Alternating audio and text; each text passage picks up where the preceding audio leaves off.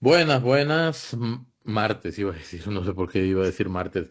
Ni te cases ni te Sábado. embarques. Sí, debe ser por eso.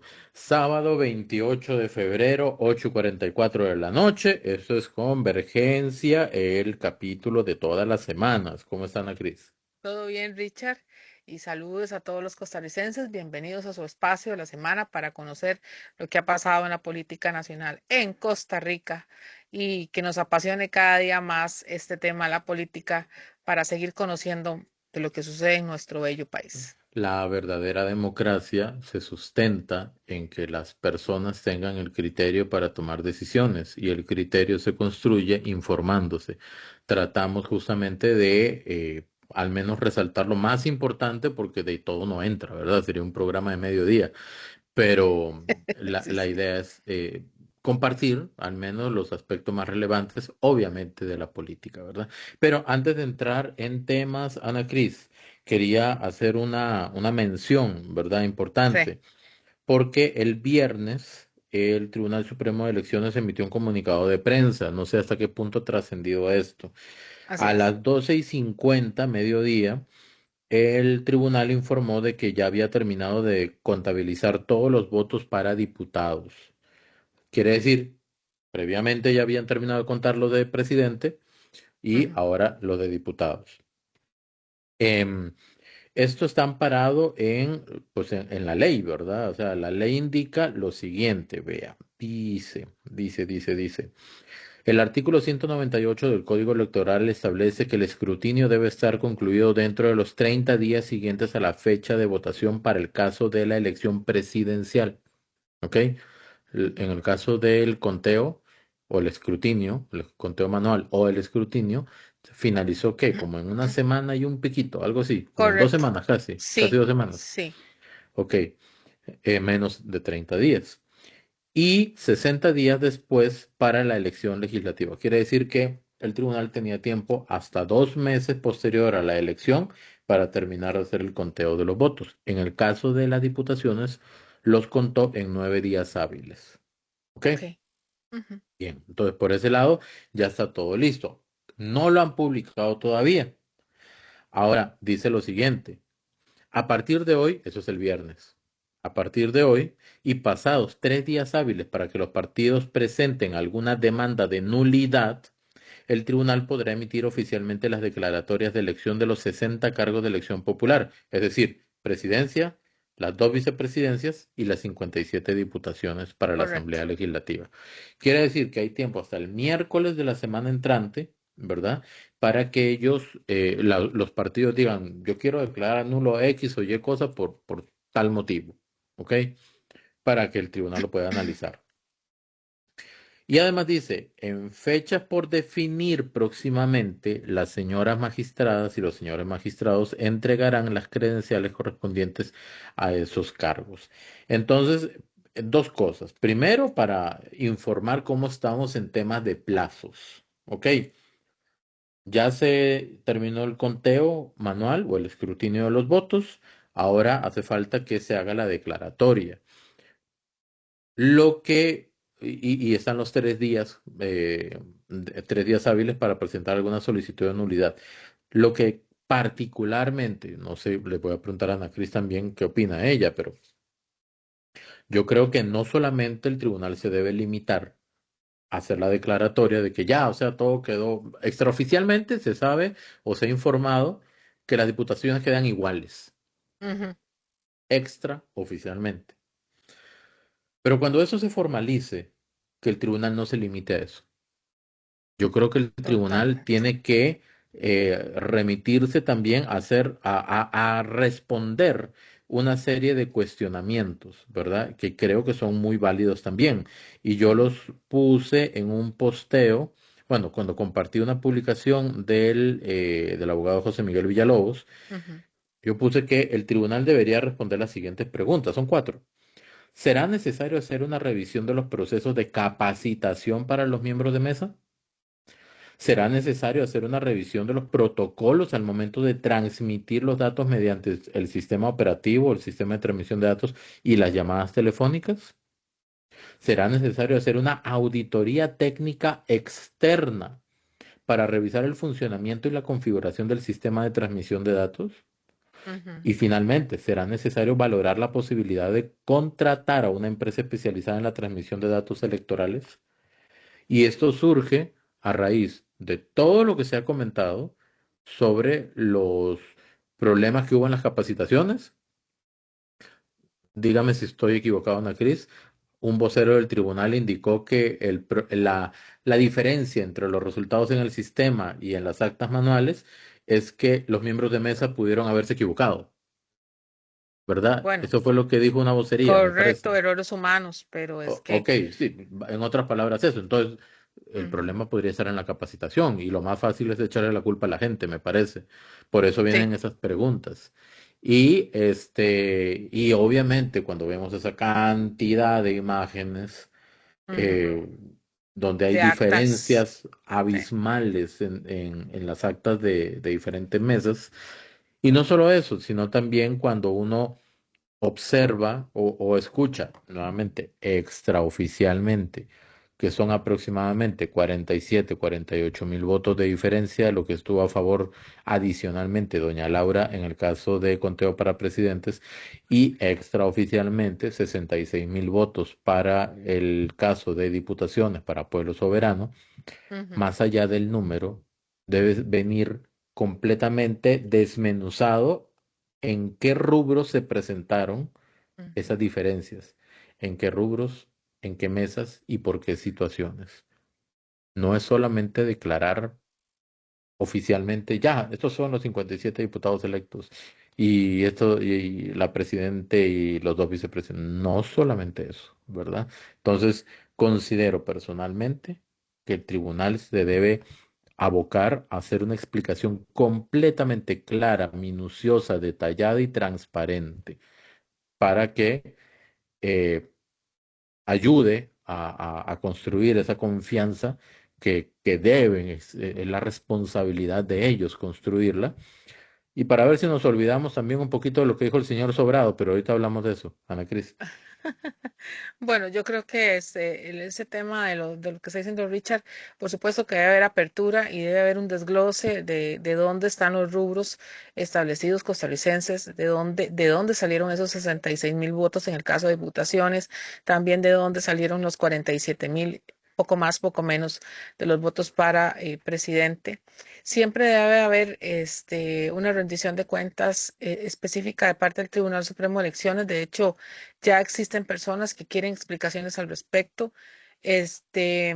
Según lo que se ha dicho, no hay cambios respecto a los 66.000 votos con el tema de las diputaciones. Bueno, Extraoficialmente. extraoficialmente. Lo que sí quiero decirles aquí es que eso se debe demostrar.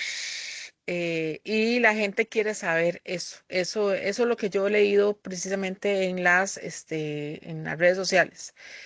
Por eso es muy importante lo que se dice Don Richard. Debe haber un desglose específico de cada una de las provincias. La gente quiere saber desglose de eso, precisamente porque hay votos que ellos han emitido y influencia que podría darse o no para diputaciones. Así como han habido en otras elecciones, precisamente que por cambios como esta, diputados han obtenido una diputación por diferencias mínimas, ¿verdad? Mínimas. Y pues ahora aquí hay 66.000 que no sabemos de dónde son y pues obviamente quiere haber pues una demostración de verdad de que las regiones no han habido cambios específicamente en cada provincia.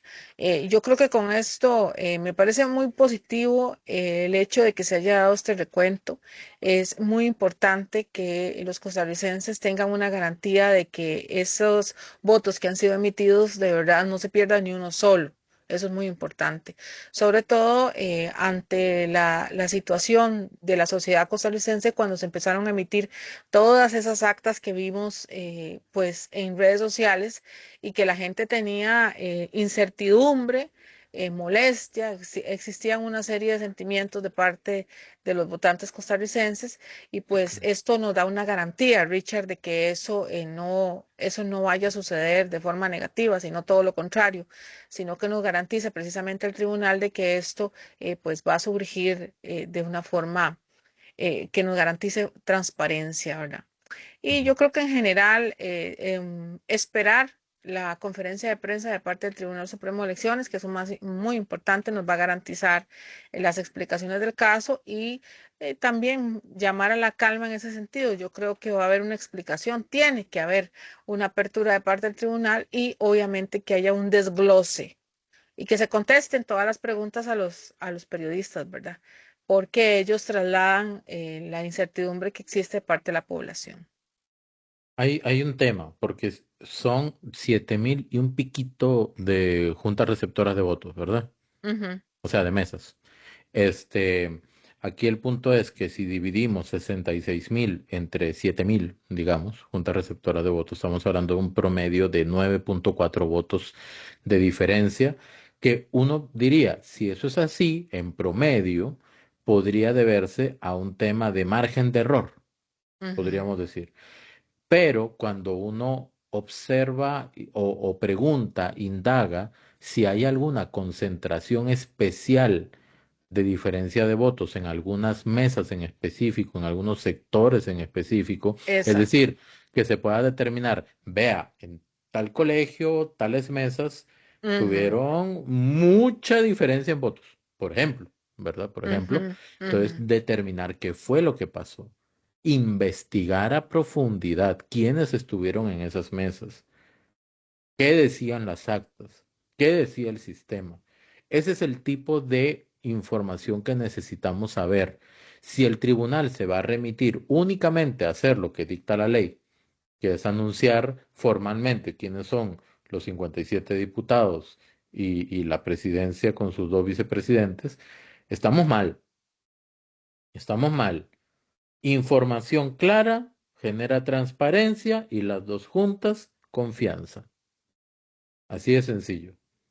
Hemos estado, me parece, más que en cualquier otra elección, sumamente atentos a la forma en que opera el tribunal para efectos de la administración de los comicios electorales, de las votaciones. Entonces, creo que no es opción, sino obligación que el tribunal haga una explicación detallada de qué pasó con casi con cada uno de esos votos. O sea, dibujar bien ese panorama, porque si esto no es algo habitual o de alguna manera representa cosas irregulares, eso hay que señalarlo y hay que buscar responsables.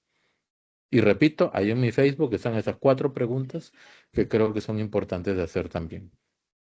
Ok, totalmente de acuerdo yo. Creo que es lo más importante y esperar la conferencia de prensa que obviamente nos va a generar pues el término de toda esa incertidumbre que tenemos muchos de los costarricenses. Listo, para cerrar el capítulo. Y Ujú, comenzamos uno nuevo, también hablando de un ex funcionario del tribunal, ex presidente del Tribunal Supremo de Elecciones, el señor Luis Antonio correcto. Sobrado, que, Ajá. ¿cómo puedo decir? Dio unas declaraciones. Dio una charla magistral, porque así se llama lo que él dio, Ya, una charla magistral charla magistral. en la UNED, que si no me equivoco fue esta semana que está terminando, y se refirió a los últimos comicios con comentarios que algunos pueden calificar de preocupantes, otros de indignantes, otros de delicados, otros de temerarios, ¿verdad? Yo en lo particular traté de ser mesurado y lo titulé como imprudentes, ¿verdad? Y en algunos casos podría incluso rayar en el irrespeto, rayar no, sobrepasarse la línea del irrespeto. Entonces, ese es un video del octavo mandamiento, donde vamos a ir escuchando, parando, comentando y escuchando también a don Fabián Silva y a don Juan Diego Castro, que hicieron sus intervenciones aquí. Exactamente. Iniciamos. Las elecciones del 1 de febrero estuvieron antecedidas por un inusual proceso electoral. Fueron más intensas que nunca las maniobras de desinformación. El oficialismo intentó minar la confianza popular en el TSE, atacándolo despiadadamente. Muchos, y me incluyo, alimentábamos alguna esperanza sobre un despertar de última hora de los costarricenses en las urnas. El anuncio del primer corte de resultados, el que dio mi buena amiga la magistrada Zamora, fue un verdadero balde de agua fría y dejó clara la vacuidad de esa esperanza. Luego vinieron, por lo menos para mí, días de resaca política. producto de la decisión mayoritaria del pueblo costarricense, que por imperativo democrático debe respetarse, de dar continuidad al tenebroso rumbo populista y a las apuestas autoritarias del actual gobierno. Lo cierto es que triunfó la rebelión de los enojados. La habilidad innegable de Chávez y su grupo residió en manipular en su favor ese sentimiento. Lograron convencerlos de que la magra obra de gobierno no era fruto de su incapacidad, sino de una oposición y unos órganos de control que no los dejaron plasmar su proyecto de cambio disruptivo. De que ese cambio será posible con una nueva administración con otros 4 años, con mayor cuota de poder y menos control. Y se les hizo. Absorbieron de paso el voto del conservadurismo religioso y en parte por ello el de las zonas periféricas más desfavorecidas del país. Y lo que es más importante aún, lograron traducir la mayoría del capital político de Chávez en votos para su Delfina. Uno quiere arrancar así. Bueno, antes que ellos arranquen, arrancamos nosotros, ¿verdad? Por Vean, favor, sí. yo hice un video al respecto, detallando, ya les digo cuántos, 14 puntos solamente de una parte del discurso del señor Luis Antonio Sobrado. No voy a repetir aquí el video que ya hice, los invito a verlos, aquí está en el canal. El punto es el siguiente, y yendo así como rápido, ¿verdad? Nadie atacó al tribunal. Se generaron cuestionamientos válidos sobre su forma de operación. Y si alguien dice, no, es que todo era infundado, no, no es infundado. Y puedo hablar en primera persona. Con el afán de transparentar los procesos del sistema de transmisión de datos, yo pedí insistentemente una entrevista y es, por lo menos, irrespetuoso que no hayan querido brindarla. Ujú. Pensaron de repente que uno se iba a olvidar, ¿verdad? Por no contestar, no contestaban, no contestaban, ay, ahorita se olvida y ya no molesta. Pues de ahí se equivocaron, porque yo soy como un dolor de muela. O sea, de verdad, si yo pido una entrevista, estoy esperando que me concreten esa entrevista, ¿ok? Solo ese hecho deja entrever que de algunos temas no quieren hablar. La pregunta es ¿por qué? Entonces no son ataques, son cuestionamientos y el tribunal no es un, no sé, un algo, ¿verdad? Que es incuestionable, todo lo contrario. Dice que habla de esperanza, que tenían la esperanza. Bueno, está bien, porque evidentemente el señor no iba con el oficialismo. Estamos de acuerdo. Lo que pasa es que em, su resaca política viene a raíz de que evidentemente tiene una inclinación política bastante distinta a la continuidad o al oficialismo. Entonces decidan ustedes si va con el Frente Amplio, si va con Liberación o con quién va, ¿verdad? ¿A qué le Ujú. suena? Más bien la pregunta es, ¿a qué le ¿A qué suena le suena? el señor Sobrado, Sobrado. ¿verdad? Y dice que habla del tenebroso rumbo populista y autoritario. Vea, aquí es donde yo digo, él no es cualquier persona. Él fue el presidente del Tribunal Supremo de Elecciones, el ente que debería ser, por sobre todas las cosas, imparcial y objetivo. Y aunque él utiliza su libertad de expresión, tiene que hacerlo con cuidado, porque al menos yo comienzo a preguntarme, ¿cómo serían las conversaciones dentro del Tribunal Supremo de Elecciones cuando el señor era presidente? ¿Mm? ¿Qué cosas, no? ¿Cuántos quedaron en el tribunal después de que el señor renunció a la presidencia de la institución? ¿Y seguirán hablando del mismo tema? ¿Seguirán hablando de la misma manera? ¿Seguirá la misma línea su gran amiga, doña Eugenia Zamora? Porque él dijo que es su amiga, ¿verdad? O sea, no estoy haciendo ninguna alusión tendenciosa, o sea, solamente estoy diciendo lo que él dijo, que triunfaron los enojados. Entonces ellos estaban serenos. Perdieron los serenos y triunfaron los enojados. O se está sobreponiendo el criterio pensado y justificado de las personas que decidieron votar por la continuidad como algo inferior a el criterio tranquilo e intelectual de la oposición. Pucha, con che, ¿ah? Pucha. O sea, esto sonó muy clasista.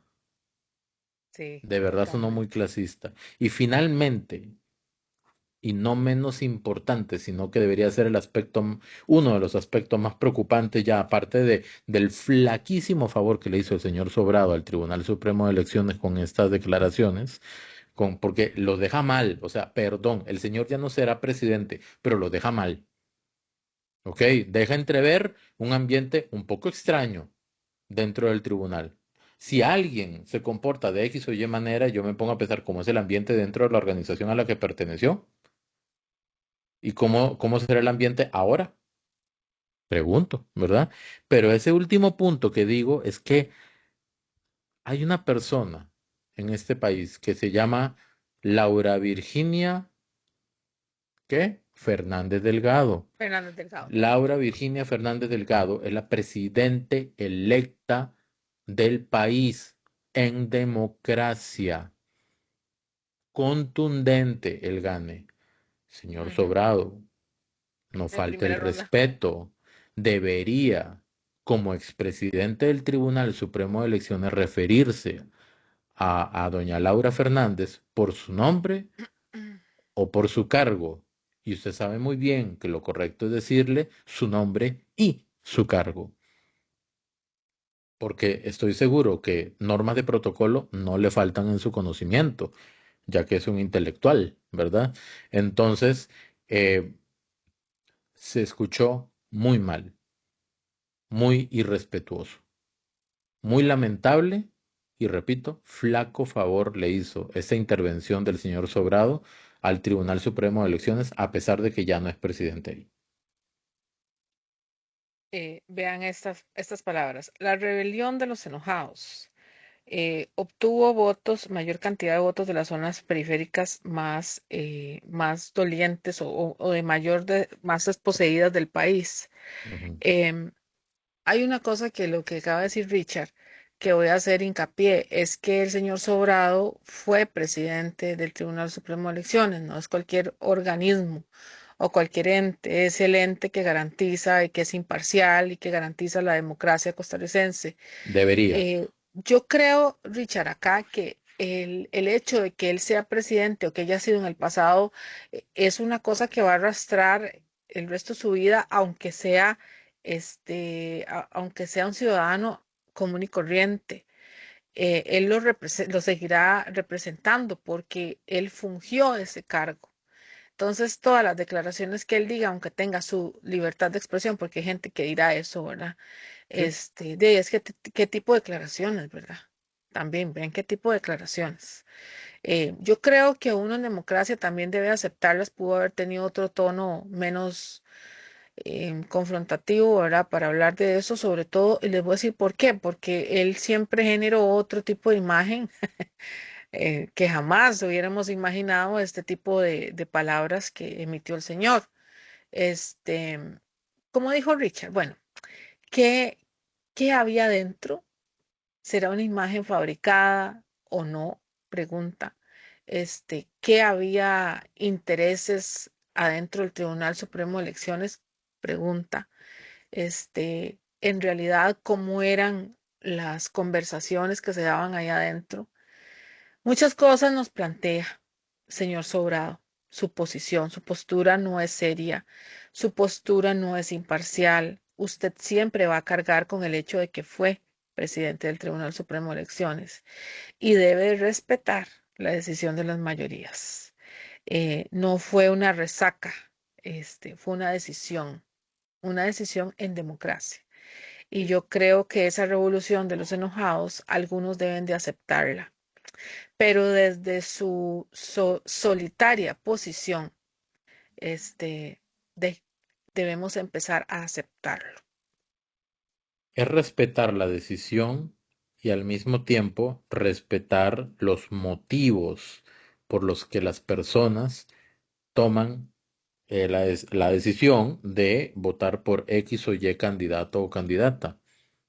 Es así de sencillo.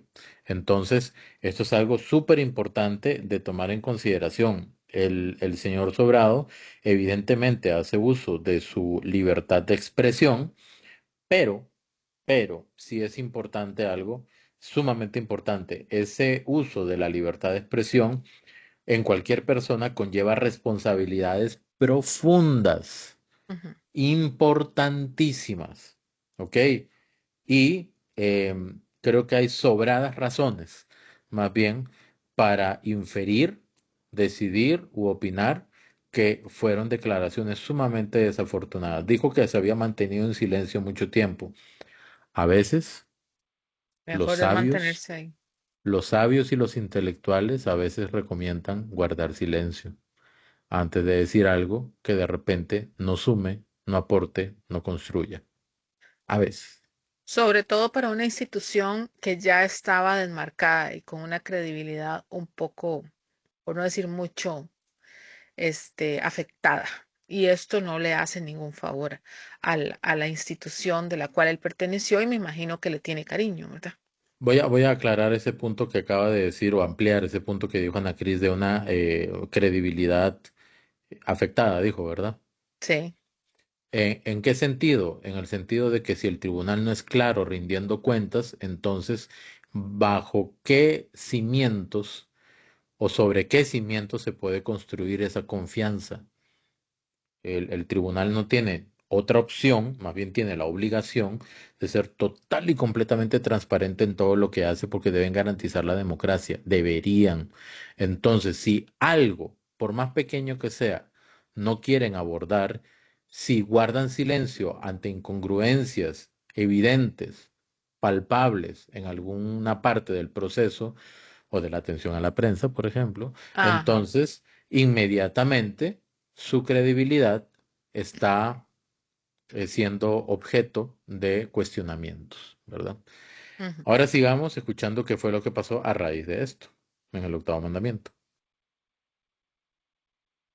¿Verdad? Porque Yo quedé, o sea, yo quedé en shock. espérate. Yo quiero decir algo que me choca, y la verdad lo digo con todo el respeto al señor Sobrado. Uno, él fue presidente del Tribunal Supremo de Elecciones. Creo que no es su posición salir a decir eso.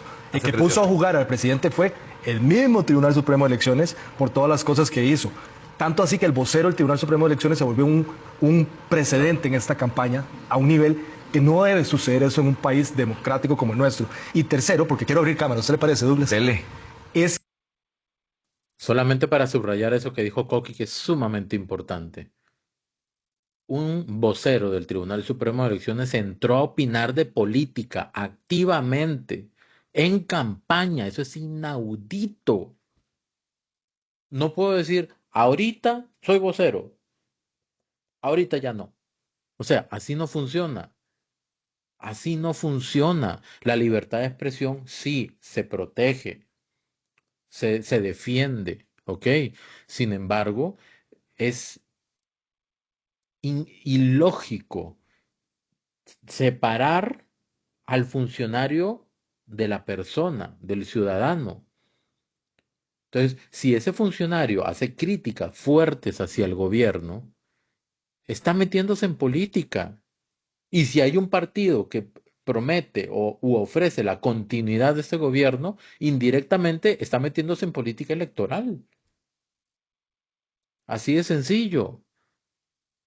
Y debe haber un gramos mínimos de sabiduría y prudencia dentro del Tribunal Supremo de Elecciones para que sus funcionarios públicos y notorios tengan la prudencia necesaria, la sapiencia para saber qué decir, qué no decir sin que eso afecte su libertad de expresión ni que entre en un proceso de censura previa. Ujú.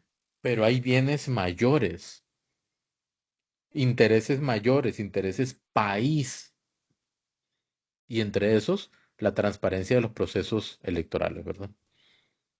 Exactamente. Sí, vamos, seguimos. ¿por qué habla de la gente que votó por el presidente? Fue electo la señora presidente Laura Fernández por voto. Y pegó, como dice, vaya usted no vaya, pero hay que reconocer, pegó una leñateada. Sí, es que Pegó una sí. tandeada. Entonces, esa es la democracia. Y al final de cuentas vemos a un presidente de un Tribunal Supremo de Elecciones. Presidente. Sí, pero yo creo que él nunca debe dejar de ser presidente. Y por eso le digo, presidente del Tribunal Supremo de Elecciones, faltando a un montón de clase en un tema a la hora de pronunciarse de algo que ya él jugó. Digamos, ya jugó. que como costarricense puede tener su opinión y yo quiero que ustedes, don Juan Diego Castro y don Fabián Silva, también nos puedan comentar. Creo que hay adjetivos que pudo haberse ahorrado. Digamos, decirle delfina a la presidenta electa, a mí me parece es una falta de respeto. Me parece que decir el rumbo populista, apuestas autoritarias, el tema del balde de agua fría, la resaca política, me parece como que sobra en toda esta narrativa del señor Sobrado. ¿Qué opinan ustedes? Yo solamente decir que todo lo que La enumeró rebelión de los Douglas, enojados. lo que enumeró Douglas es como una parte, ¿verdad? O sea, solamente que Douglas no quiso ampliarse mucho ahí, pero de ahí que el señor la voló, se rajó a decir una serie de cosas. Yo le dije a Ana Cris en estos días, yo siento que ese discurso fue armado frase por frase, Sí, para sí, que sí, cada sí. una pegara diferente, ¿verdad? Sí, sí, sí. Sí. Cada una era Seguimos. parte de algo. Exactamente, seguimos. Bienvenidos, Bueno, además, de primero, nuevo, segunda parte. muchísimas gracias por recibirnos en este 2.0, que va a ser una versión todavía más incendiaria que la primera. Dios mío, Jesús. Quiero agradecerle a don Juan Diego, un gran honor siempre estar al lado de Honor tanta mío. sabiduría y estar a la par de dos apóstoles que realmente hacen locura con este medio de comunicación. Vean ustedes lo que han generado, ¿verdad? Vean ustedes que se ha despertado, por un lado, el clamor democrático, cívico, y por otro lado, estas aguas turbias, enfermizas, que se escandalizan cuando proponemos acciones que deben darse para Costa Rica y para el bien de las futuras generaciones. Quiero reiterar, yo estoy aquí a título personal, yo no estoy aquí en representación de un consejo asesor, estoy aquí para plantear lo que considero puede ser positivo para mi país. Imagínense que lo que hablamos la vez pasada es algo en lo que yo creo. Se me malinterpretó en algunas cosas, pero yo primero tengo que convencer a mis compañeros de equipo para que si se llega a una mayoría, poder trasladar eso a la señora Presidente, y la señora Presidente tomará las decisiones que crea oportunas, y la señora Presidente planteará la discusión a nuestros padres y madres de la patria, nuestros diputados y nuestras diputadas, para que en el sistema democrático se decida si es viable o no es viable hacer las reformas que necesitan. Pero no podemos olvidar de una realidad que el pueblo de Costa Rica es testigo. El narcotráfico nos está ganando la partida. El narcotráfico está doblegando al Estado costarricense y ya no tenemos la capacidad como Estado para poder enfrentar a criminales, asesinos. ¿Qué es el narcotráfico? ¿Quién es un narcotraficante? Es lo más espernible de la raza humana, porque juega con la muerte, juega con el dolor, carcome el futuro de nuestras naciones. Y yo agradezco a ustedes, no saben cuánto, que gracias a Dios ponemos estos temas en la discusión nacional. Ya no tenemos que estar hablando, por ejemplo, de temas de quién baila o quién no baila mejor. Ya no tenemos que estar hablando de un pachuco analfabeta que canta y que se dice representante de Latinoamérica. Por Dios, aquel pachuco que cree que una mujer es un órgano genital. Ya no tenemos que estar escuchando una mechuda decir que tenemos que consumir marihuana y mota porque aquello es lo mejor y tenemos que legalizarla. Y a un chavalito puesto los aretitos muy bonito, muy coqueto, diciendo que tenemos que ir a escuchar el concierto de Bugs Bunny. ¿Qué nivel político queremos en este país? Gracias a ustedes. Porque realmente nos tenemos que sentar el pueblo de Costa Rica a hablar cosas serias. Yo necesito hablar, necesitamos hablar sobre nuestros niños, sobre nuestros adolescentes que están siendo secuestrados por esta paria humana que es el narcotráfico, o queremos seguir drogados y enajenados como el pasado. Por dicha, muchos despertaron la conciencia de este país. Por dicha, Costa Rica sabe que ahora se tienen que tomar decisiones trascendentales. No podemos seguir en el camino que estamos. Y ojalá me sigan invitando ustedes a los programas para poder plantear temas que son importantes: salud, educación, justicia, infraestructura del Estado. Pero repito, yo vengo aquí a título personal. Gracias también a Dios de que estoy en un sistema democrático donde la libertad de expresión no puede ser cercenada, y donde tanto don Juan Diego como ustedes podemos hablar lo que nosotros consideramos es mejor para el país, porque amamos nuestro país, amamos lo que hacemos, y no tenemos, lo más lindo, ningún interés politiquero por ir a buscar un cargo político, y por eso hablamos de esa manera. No, estamos haciendo esto de manera gratuita, por amor a nuestro pueblo, por amor a nuestra nación, que eso vale muchísimo. Aquí nada más pues hacer la mención de que don Fabián Silva se está refiriendo a la idea o lo que él mencionó en el programa anterior referente a que Don Fabián considera que sería interesante o sería bueno que Estados Ujú, Unidos estableciera una, dos, tres bases militares aquí en Costa Rica para específica y concretamente ayudar a la batalla contra el narcotráfico. Y ujú. pues ya hay personas que de repente no lo entendieron bien, se fueron por otro lado, como que se va a militarizar Costa Rica. Eso no es, ¿verdad? ¿Se puede prestar a confusión? Puede ser, porque es un tema del que no se habla mucho aquí. Pero Ujú. hay otras personas que con mucha mala fe, ¿verdad? Comienzan a construir un discurso de, ay, vea que van a militarizar al país y que no sé qué, ¿verdad? Y la soberanía y todo ese asunto. A ver, países con ejército la están viendo fea con las bandas del narcotráfico. Y no se puede pretender que la fuerza pública se le dé una batalla frente a frente al narcotráfico porque evidentemente ellos, o sea, las bandas o el crimen organizado tienen armamento más pesado y principalmente tienen una ventaja enorme por sobre la fuerza pública. Ellos no respetan la ley. La Ujú. fuerza pública tiene que respetar la ley. Así de sencillo. Exacto. Mientras la fuerza pública tiene que utilizar su arma de reglamento, ellos pueden, no sé, meter bombas o cosas por el estilo, ¿verdad? O utilizar armamento de guerra, que aquí está prohibido, que se mete ilegalmente y se arma aquí en el país. Entonces, eh, no es descabellada la idea de don Fabián, no lo es.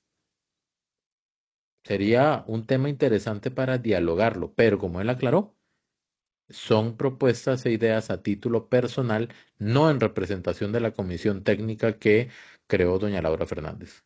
Sí, es un tema que se tiene que discutir, como vean que él lo está planteando. Y yo creo que es que así como se tienen que recibir las cosas, si seguimos haciendo lo mismo, no vamos a obtener cambios. Si tenemos que hacer cosas diferentes para obtener cambios con este problema del cual somos objeto, flagelo como país. Sí quiero agregarles que don Fabián Silva dejó claro perfectamente que todo esto, el tema de las bases, no tienen que ser ni siquiera pues permanentes, podrían ser por un tiempo determinado, al momento de encontrar. Y yo creo como una estabilidad al país. Yo creo que él está refiriéndose precisamente a cercanas a las fronteras, ¿verdad? Que es donde se da mayormente, bueno, el flagelo se da en todo el país, pero se da más libremente, eso es lo que quiero referirme, sobre todo en el tema fronterizo. Pero yo creo Exacto. que en esto hay que recibirlo con apertura, hay que recibirlo de forma, escucharlo, analizarlo. Como se los dije, no vamos a hacer lo mismo, obtener los mismos resultados si seguimos haciendo lo mismo. Eso Ujú. es definitivo. Y el tema del narcotráfico ya lo hemos analizado acá, que es un tema de una ruta que existe a nivel continental y pues por supuesto tenemos que llegar a hacer, pues terminar esa ruta de alguna manera haciendo cosas diferentes. Correcto. Continuamos. Bueno, y de sobrado también, se nos da chance para... Creo que es importante referirse al señor Sobrado, porque Yo no me sorprendo de escuchar a Toño Sobrado, que lo conozco desde hace 30 años. Imagínense que cuando yo fui ministro de Justicia, habían dos señores procuradores. Don Román Solís Zelaya, a quien apoyé para que el presidente Figueres lo nombrara como procurador, y a un caballero de caballeros, don Farid Beirute. Sí, que en paz descansen. Y Toño era muy cercano a ellos. De hecho, lo invitaban a las reuniones con el ministro. Era decir, el delfín de los procuradores generales en el año 96-97.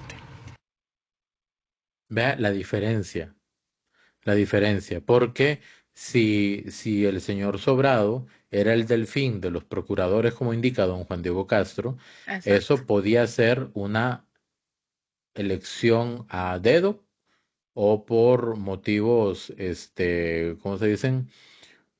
Por motivo de confianza o algo así, ¿verdad? Es Ujú. decir, que el señor Sobrado, como dice don Juan Diego, fue la persona elegida para poder después desempeñar X o Y funciones, pero Exacto. elegida por determinadas personas. A doña Laura ¿Quiénes? Fernández ¿Cuáles? la eligió el pueblo Pueblo. en elecciones democráticas con casi 1.300.000 votos, si no me equivoco, Ujú, ¿verdad? millón sí, doscientos cuarenta mil, algo así. Entonces, redondeado. sí, sí, sí, redondeado. O sea, es diferente. Por eso referirse a la presidenta electa como la Delfina Como una delfina es atrevido, porque es eso fue por elección, irrespetuoso, sí, es irrespetuoso. grosero. Sí, no, definitivamente el señor se le pasó de la raya. Quién sabe qué sería lo que quería decir. Se notaba su oposición aférrima a la decisión del pueblo. Afortunadamente, en cuanto a esto, el sistema nos puede seguir generando democracia en ese sentido, costarricenses. Por eso yo siempre digo, hay que tener calma con respecto a estas decisiones, a este tema de las elecciones y de la cantidad de votos, etcétera, porque todavía podemos garantizarnos que a pesar de que un mismo expresidente de un Tribunal Supremo de Elecciones no estaba de acuerdo con nosotros, que éramos la mayoría, o algunos que éramos la mayoría, pues evidentemente prevaleció la democracia de las mayorías. Y esto lo digo porque últimamente algunos diputados actuales están en contra de ese tema de las mayorías, de quiénes son las mayorías, y algunas minorías quieren eh, prevalecer sobre las mayorías. Sí. Y nada más para sumarle al tema de que se pasó de la raya el señor Sobrado, yo creo que no se pasó de la raya, yo creo que se le borró la raya. O No, y sea, Richard, y otra me cosa también. refiero, me refiero a que no vio dónde estaba el límite, ¿verdad? Que no No, hizo no, no animal. vio la línea roja de la cual Sí, estaban hablando un día de estos precisamente en el octavo mandamiento. Y la ofensa también, especialmente a las personas que votaron, porque habla en contra habla en contra de los mismos votantes, o sea, atrevido en todo el sentido, ¿verdad? sí. Seguimos. Después tuve la desgracia de enfrentarlo en la campaña del 17 y 18, donde el tribunal actuó ordenándole a un señor, se me olvida el nombre, le dicen Cielito Lindo porque tiene una pelota aquí como la canción ranchera, que es el que se encarga de decir a quién hay que castigar con las platas de la deuda política, y bajo órdenes de Toño Sobrado, al señor que financió mi campaña electoral en el 18, le revisaron hasta las cejas, cosa que Toño Sobrado y los que quedaron ahí en el tribunal no le revisan al banquero financista que se ha ganado miles de millones en intereses. Pero ¿dónde está el tema? ¿Y qué es lo que realmente yo creo que ya ni siquiera me irrita? ¿Cómo un hombre de esa edad, con tanta experiencia, que fue el señor feudal del tribunal hasta que se metió en un tortón y tuvo que irse sin pensión? También le tenía el tocayo de él, pero eso yo le digo Toñoño Álvarez, le tenía un plan en asamblea para que le equipararan las pensiones de los magistrados a las que le iba a tocar, pero también puedo narrar la historia de pe a pa de la persecución que le hizo Toño Sobrado y su argolla a Ruy López, el exsecretario general del Sindicato de Trabajadores del Tribunal. Lo masacraron y lo echaron por una mentira, porque Toño dijo que me había pasado un dato interno del tribunal. Pero verlo a esas edades, en el Paraninfo Daniel Oduber de la UNED, leyendo, qué mal orador, qué falta de gracia. Por lo menos le hubiera dicho al ChatGPT que le quitara las malacrianzas y los adjetivos indecentes que utilizó. No me sorprende, como tampoco me sorprende los chiquillos amigos de él que mandó a Europa 4 o 5 años para que se hicieran los voceros del Tribunal Supremo de Elecciones. Qué bonito sería traer a Ruy López para que cuente todo lo que hizo Toño y por qué lo echaron del Tribunal Supremo de Elecciones por ser un buen sindicalista. No me sorprende, así funcionan. Por eso siempre lo aplaudían Ignacio Santos y Armando González, que eran el chineado de esos dos medios. Por eso lloraron tanto cuando Toño tuvo que jalar del tribunal. Me sorprende que a tan mal orador lo inviten a una universidad estatal a dar tan pésima conferencia. Muchísimas gracias. Con mucho cariño. ¿Algo más? No, señor, me dieron ganas de parar. Y vean, Don Con Juan mucho Diego cariño. es Bárbaro. único, don Juan Diego. O sea, termina con mucho cariño. Sí, un Ay, saludo a don ay, Juan ay, Diego, sí. que de verdad, yo ansío personalmente algún momento conocerlo, pero de verdad que para muchos es un referente en muchos sentidos costarricenses. Tiene años de defender este tema y de exponerlo precisamente ante la opinión pública de una forma técnica. Él lo ha establecido, él conoce precisamente lo que está pasando en el Poder Judicial, porque los mismos funcionarios judiciales se lo dicen, así de fácil, y hay que decirlo abiertamente.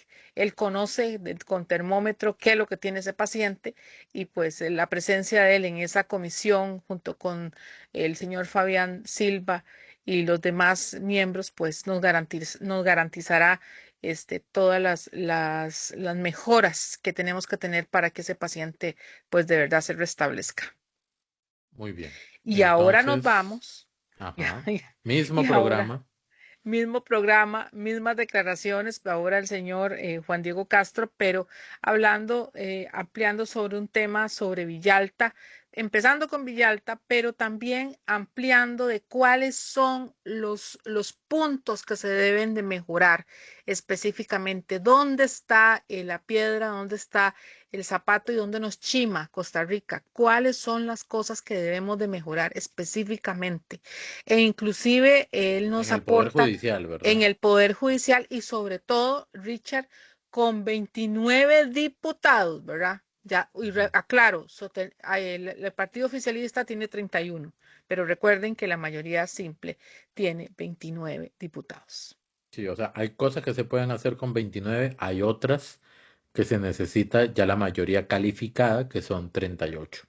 Entonces vamos a escuchar a ver lo que dice, escuchar a ver, óigame, escuchar Escuchar y a ver. don, sí, sí, a don Juan Diego Castro y a don Fabián Ok, Silva. ok.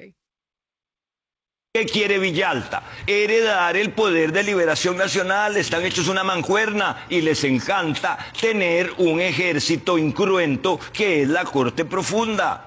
Así de sencillo, el plan es clarísimo, viene desde hace años. ¿En qué país del mundo la prensa ayer poderosa y el banco que los financia un partido pobre, no, progre, y los apoya? Porque lo que tienen aquí algunos como sueño es tener a un dictador incruento que hable muy bonito y que es mejor darles un esquema como el NICA sin muertos. Lazar la semana entrante al señor presidente. Aquí, lo que se refiere a don Juan Diego Castro, yo creo que va referente a que José María Villalta, diputado electo por el Frente Amplio, evidentemente tiene más presencia, más cancha, digamos, y más experiencia que los mismos diputados electos de Liberación Nacional. Ujú. De hecho, tiene un liderazgo un poquito más evidente que el de Álvaro Ramírez. Por lo menos tiene más parlante. ¿Ok? Entonces, seguramente a lo que se refiere don Juan Diego Castro es que bajo el criterio de él se quiere buscar apalancar, ¿verdad? Con esas, ¿cómo decirlo? Porque esto es delicado, ¿verdad? Esas Sí, sí, fuerzas con políticas, esas tal vez. alianzas, ¿verdad? Ajá, Con esas ajá. alianzas y esas propiedades que pueden tener ambos juntos y en la estructura del Estado, especialmente en el Y Poder la Judicial. cuota de poder que cada uno representa, tal vez, ¿verdad? Exacto, o sea, cómo pueden apalancarse mutuamente. Ujú. Y a eso se refiere. Y me llama la atención también cuando habla de tener como un dictador que hable bonito. Y yo creo que eso es algo en lo que tenemos que reflexionar mucho. Sí.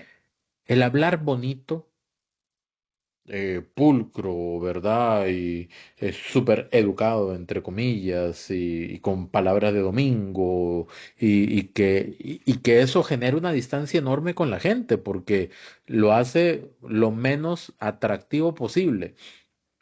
Genera dos cosas. Uno, una imagen falsa de lo que realmente sucede en política y una desconexión evidente y de repente deseable del pueblo con lo que sucede en la política. ¿Por qué ahora la gente habla más de política que de fútbol? Y lo tengo que decir así directamente, gracias a don Rodrigo Chávez.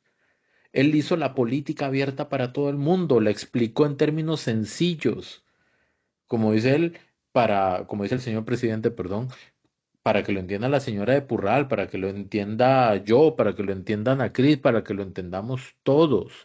Porque si la política no es accesible a la gente, la democracia misma se afecta. Entonces, una persona que hable bonito, que no sé qué, como muchos presidentes que hemos tenido antes, lo que hacen es crear las condiciones para que hagan lo que les dé la gana y nadie se entera, porque nadie se interesa. Así de sencillo. Entonces, se puede establecer algo parecido, no una dictadura, porque ya sabemos que aquí no va a haber dictaduras, pero sí se puede establecer un sistema en el que no se opere basado en la voluntad del pueblo, sino basado únicamente en la voluntad de ciertos políticos o ciertos grupos poderosos, ¿verdad? Quiero aportarles ahí que esa retórica de hablar educado, esa teoría que nos han querido meter en la cabeza a los ciudadanos y esa versus esa opción que ha dado el señor Rodrigo Chávez en cómo explica las cosas de forma fácil para que el ciudadano comprenda, entienda qué es lo que está pasando, le ha generado interés. El hecho de que una persona hable súper educado, veámoslo en los gobiernos atrás, es la fórmula o un ecosistema del desinterés del ciudadano. Así lo veo yo. Porque aburre, no se entiende.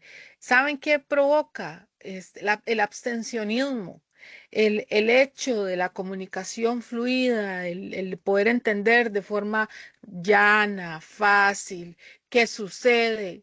Cuando se siente que se dice la verdad, cuando se siente que se es en esto transparente, cuando no se miente, lo que genera es la participación y el interés del ciudadano por una política en la cual vaya a ser más participativa e inclusive hay personas que están pensando en participar en política gracias a todo este ecosistema de interés que ha generado el señor Rodrigo Chávez. Personas que nunca se imaginaron que les iba a interesar la política y ahora están metidos de cabeza y que pueden aportar mucho, ¿verdad?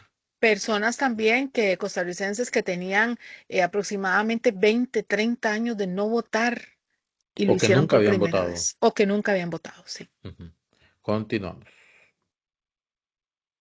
Presidente de la Corte con una solicitud de información para que me explique y nos explique qué pasa allá adentro, por qué el desperdicio, por qué el OIJ y el Ministerio Público tienen miles de millones en una buchaca en el Banco de Costa Rica para ver cuándo hacen un edificio y la Corte tiene los edificios desocupados y para golpear al gobierno le piden plata teniéndola ahorrada. O sea, nosotros, mientras no sepamos cómo está ahí adentro la tripa de la justicia llena de enfermedades y parásitos, la digestión judicial, digamos que al menos eructa injusticias. Ahora, agregando a eso hay dos elementos. Bueno, creo que la discusión ayer de los jefes de fracción, por lo menos Frente Amplio, no va a apoyar, digamos, sacar al Ministerio Público de la Sala Constitucional del Poder Judicial. Además porque ellos lo usan. Por ejemplo, Ortega hizo una denuncia contra unos funcionarios municipales de paraíso falsa y metió a un montón de gente unos días al tabo y es un asco. Vea qué rápido. Cuando Ortega denuncia, el director del OIJ actúa como un tiro. Y los otros dos elementos es don Orlando Aguirre, que concluye mandato en septiembre de este año, y Carlos Díaz, el fiscal general, octubre podría reelegirse y pareciera que le interesa la reelección. No, lo van a quitar, van a poner a la amiga de Patricia Solano, que es la fiscal subrogante, única en la historia del Ministerio Público, porque siempre lo nombraban por un año, ya lleva 2, y le dieron una oficina que se llama la Oficina de Descongestionamiento, donde mandan al basurero la mayoría de las causas que no han resuelto para equilibrar la estadística judicial. No, eso está armado. Ya Patricia la escogió y ella es la que la va a poner. Sí nos dejamos. Claro, pero entonces ustedes entran en acción en un momento muy crítico, porque uno esperaría, digamos, que los cambios que se puedan proponer o las reformas que se puedan proponer sean muy rápidas, muy tempraneras. ¿Cómo lo ven ustedes? No, es igual que una enfermedad que no es un catarro, o sea, necesita un tratamiento fuerte y nos va a tomar meses o años, pero si no lo empezamos, vamos a ver cómo ya el enfermo judicial no va a estar grave, va a estar muerto. Y ahí es donde el país se va a desbaratar totalmente. Hay fórmulas de carácter jurídico, legislativo, que pueden funcionar muy rápido y empezar a ver sus efectos. Pero si queremos superar el cáncer de la monstruosidad judicial, esos órganos tienen que salir. Pero, don Juan Diego, cuando ustedes hacen ese planteamiento, ¿cuál es la viabilidad de cambiar esto? Porque podemos hablarlo y hablarlo y hablarlo. La viabilidad es de 29 a 38, así de sencillo. El ábaco legislativo nos dice qué podemos cambiar con 29 y qué con 38. Y no hay que estudiar mucho derecho, visto la sacada de garras de la Corte, del documento que le hizo el asesor politólogo a el señor Aguirre, de que ellos van a alegar que no se puede tocar nada porque afecta el funcionamiento del Poder Judicial. Y ahí la discusión no va a ser solo legislativa, va a ser social, de otra manera, con la tecnología que tenemos, porque los números son clarísimos.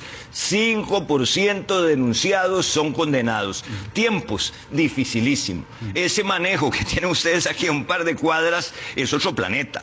Y vea qué cerca que están Cuestemoras y González Laman. Es más, se pueden ir en patineta desde la Asamblea Legislativa hasta la Corte.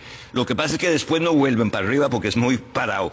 Pero están conectados. El Partido Liberación Nacional sigue mandando en la Corte. Y la gran garantía para seguir haciendo lo que han hecho durante decenios es que nadie toque nada. Y los que lo hemos estudiado y la sociedad civil lo ve y dice, ahí está el problema.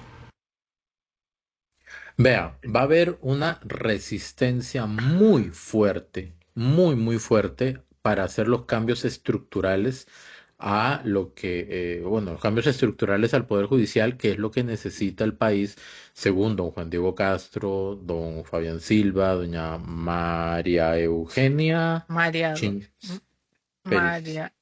Espérese, Bueno, porque mientras lo buscas, nada más quiero aclararles que lo María que está Lourdes diciendo Echandi, María María Lourdes Lourdes, sí. Echandi, No, que ¿verdad? don Y don Juan Fabián Diego, Bolio. don Juan Diego lo que estaba diciendo era que iba a solicitar una explicación por escrito al señor Orlando Aguirre, presidente de la Corte Plena. Sí, pero es que son varias cosas, ¿verdad?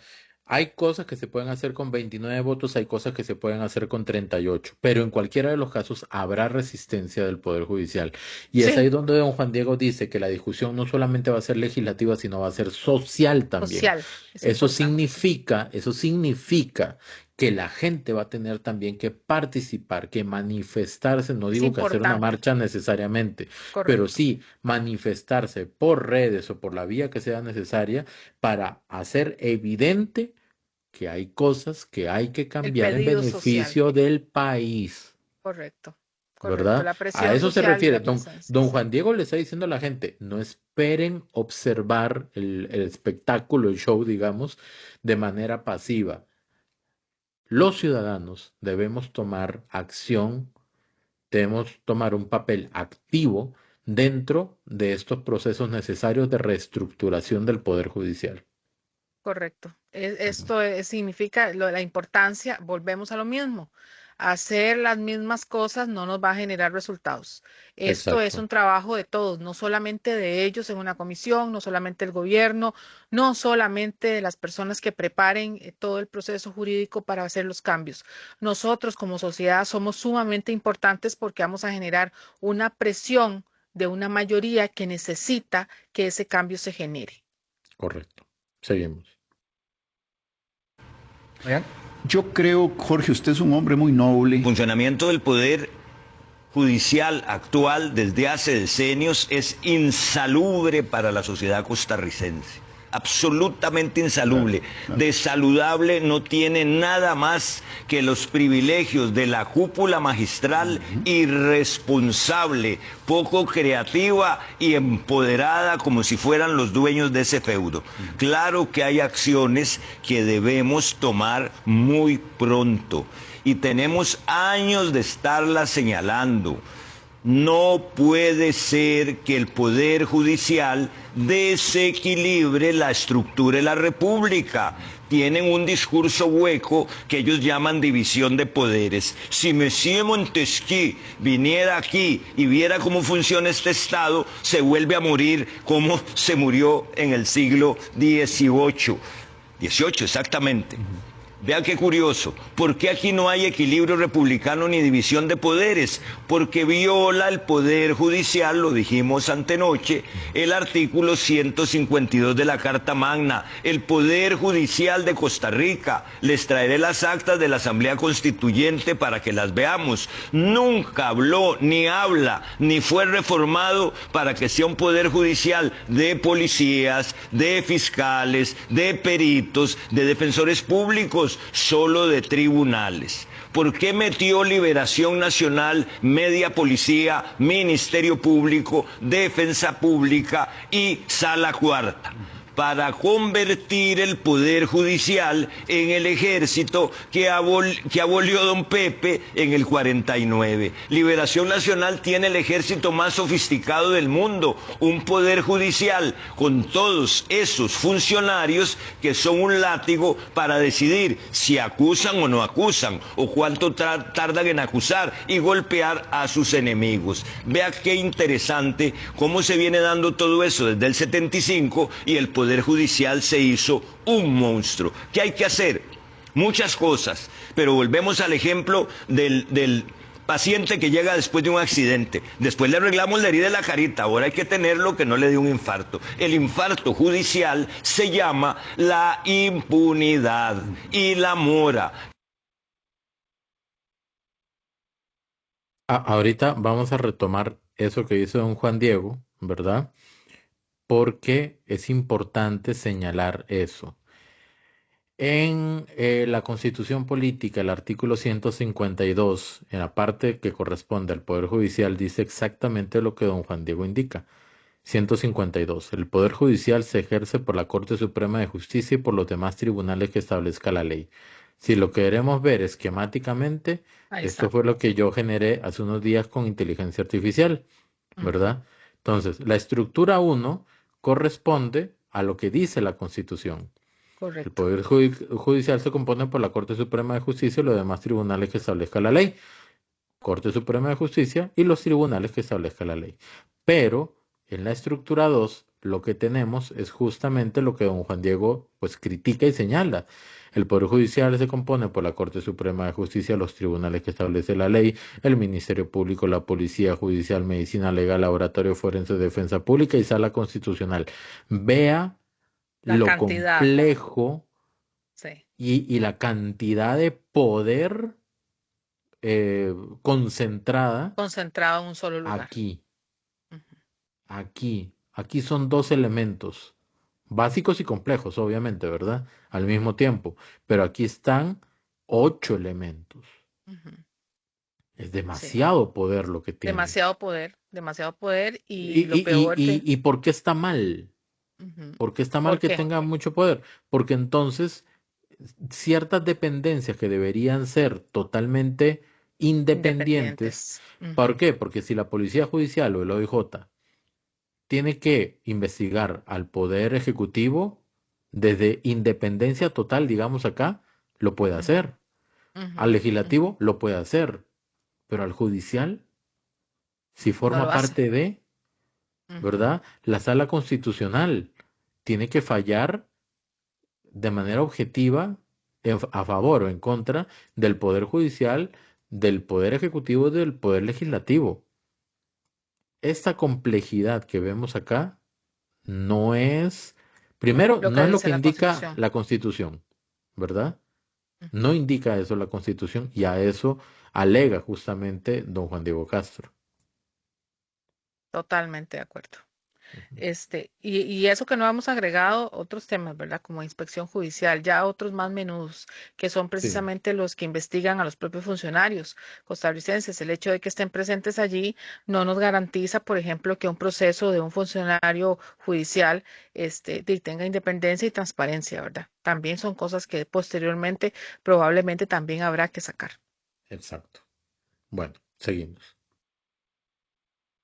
Pero la se llama Ahora hay que tenerlo que no le dé un infarto. El infarto judicial se llama la impunidad y la mora. Pero la mora judicial hace que los juicios de cobro civiles se atrasen. Pero la impunidad, ese umbral del 95% sin condena, nos tiene desesperados, llenos de muerte, sangre y alcahuetería. Entonces, ¿qué hay que hacer? Primero, sacar al Ministerio Público del Poder Judicial. No hay otro remedio, no sirve. Vean las manipulaciones que está haciendo el director actual de la Policía Judicial de hechos que sucedieron hace 5 años. ¿Por qué no los denunció? ¿Por qué se esperó a hacer el show ayer? Porque quiere coger la dirección del OIJ.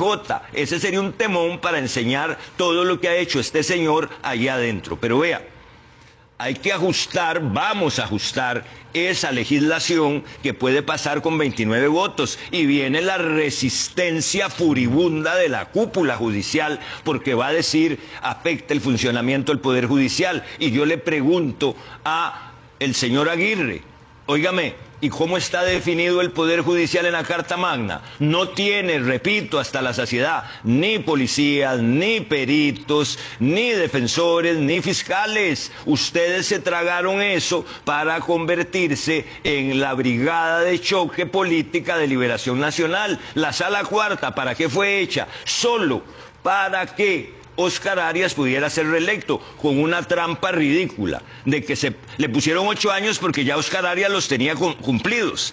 Pero una persona que ocupa la presidencia, que fue bueno, se espera 8 años, ya va a pasar mucho, se le deshizo el equipo, se le quitó el impulso, etcétera, etcétera. Pero el tema aquí grave es que no puede haber seguridad ni libertad si no hay justicia, y el Poder Judicial no funciona. Ahí están las cifras. Don Juan Diego Castro tiene un discurso poderoso. Don Fabián Silva también. O sea, juntos son de Dinamita. dinamita. Vio, los dos Sí, es lo que juntos son pensamos. dinamita, o sea, Dinamita son, no pura. sé, son como Goku y Vegeta o Stark y No, Hocho, yo no pero sé. Richard, también vea lo vehementes que son, porque ya Sí, el asunto se desbordó. Es decir, aquí con discursos como estos de los que hablábamos, educados, suaves, de confianza, no vamos a obtener resultados, Costa Rica. Ellos necesitan que todos nosotros empujemos también el carro. Ellos necesitan el apoyo de todos nosotros. Y con ellos, precisamente Laura Fernández, adelante, empujando este proceso, este cambio, y entendiendo también, aquí interrumpiendo a Richard, resulta que también entendiendo que obviamente va a haber la resistencia, van a empezar a crear una serie de teorías, que son contrarias a la constitución política. Entonces tenemos que en esto ser enérgicos completamente, jamás irrespetuosos, pero sí enérgicos y vehementes. correcto. Como lo mencioné hace un rato, habrá resistencia y es por eso que don Juan Diego está llamando a la sociedad también a que alce la voz, ¿verdad? Ante esos cambios. Totalmente, Bueno, totalmente.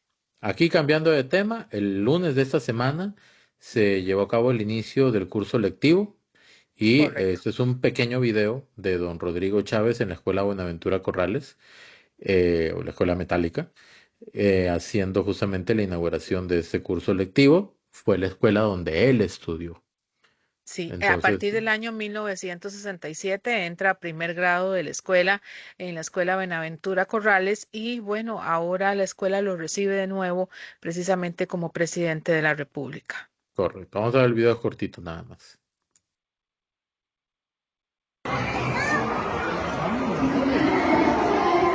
Don Rodrigo, buenos días. Mensaje para este inicio del ciclo lectivo. Feliz.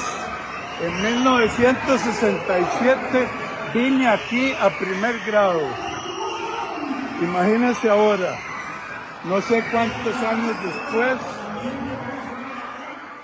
de venir a inaugurar este colectivo.